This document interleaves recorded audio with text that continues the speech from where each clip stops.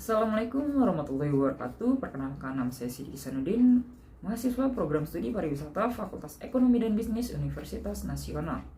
Saat ini saya akan menjelaskan mengenai planetarium sebagai tugas 2 mata kuliah Travel Writing.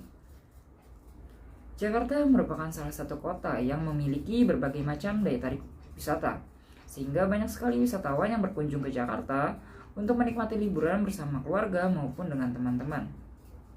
Salah satu daya tarik wisata yang ada di Jakarta yaitu planetarium. Tempat ini berisi aneka wahana yang berisi simulasi perbintangan dan benda langit lainnya. Tempat ini tidak hanya memberikan hiburan saja, namun juga pendidikan mengenai dunia luar angkasa yang jarang kita perhatikan. Di sini wisatawan tidak hanya mendapatkan informasi mengenai dunia astronomi, namun juga pengalaman secara langsung. Alamat planetarium terletak di Jalan Cikini Raya nomor 73, Menteng, Jakarta Pusat, DKI Jakarta. Untuk harga tiket masuk anak-anak sekitar 7.000 per orang dan untuk dewasa sekitar 12.000 per orang. Di sini terdapat juga tiket rombongan untuk pelajar atau mahasiswa dan umum. Untuk rombongan minimal harus 100 orang.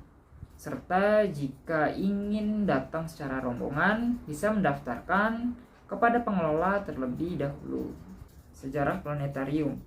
Penggagas tempat wisata edukasi bertema astronomi dan perbintangan ini adalah Presiden Republik Indonesia yang pertama, yaitu Insinyur Soekarno. Pembangunan tersebut dimulai pada tahun 1964 dan selesai pada tahun 1969 dan menjadi hak milik pemerintah DKI Jakarta.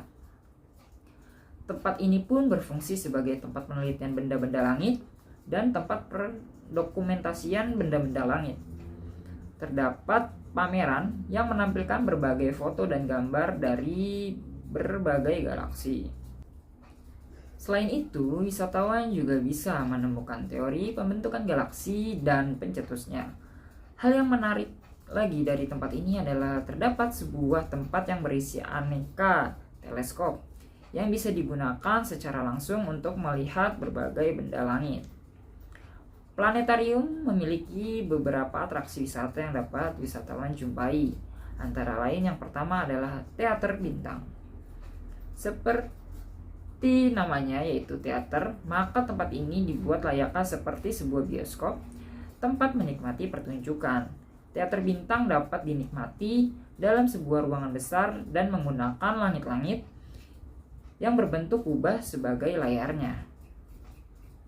Hal ini menjadikan wisatawan seakan-akan memang sedang melihat pemandangan langit.